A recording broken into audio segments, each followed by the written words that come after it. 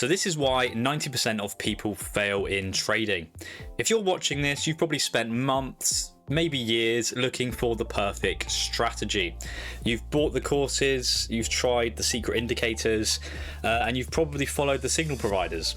But here is the cold truth. 90% of traders who fail don't fail because their strategies are bad. Most of them actually probably have a decent edge. They fail because they have zero infrastructure. They're trying to run basically a high-powered engine inside of a cardboard box. They have mixed information from 10 different TikTok traders, and they have zero routine, no system to protect them from themselves. The second reason for the 90% failure rate is the relationship to money. Most people get into trading because they need money. They're combating the emotions of being poor while trying to be rich. When they win, they either get greedy and they hold for that hole-in-one trade that never comes, or they get terrified and close the trade too early, leaving 80% of the profit on the table and ruining their edge completely. They aren't thinking about the math of the approach, they're emotionally tethered to every single candle. Every pip feels like a personal attack or a personal victory. That is a recipe for a mental breakdown and not a professional trading career. Just think, in school, we're taught you study harder, the more information you get, it will equal 100% on the test. In the real world, knowledge is power. But in trading, you can have all the information in the world. You can study every book ever written on technical analysis. You can have the most powerful, proven trading strategy that has ever existed, and yet you can still fail. When these A+ students lose a trade, they get angry. They think it's a disaster. They think, how can I be wrong? I did the work. They get attached to the loss because they want to be right. They think, I must be right. But the market doesn't care if you're right. It only cares if you're disciplined.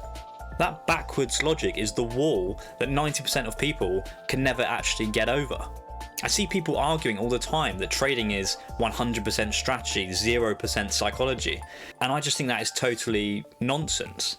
How can it be 0% psychology when the person clicking the button is a human, not a machine? Yes, your strategy is vital. You need a statistically proven edge over years of data.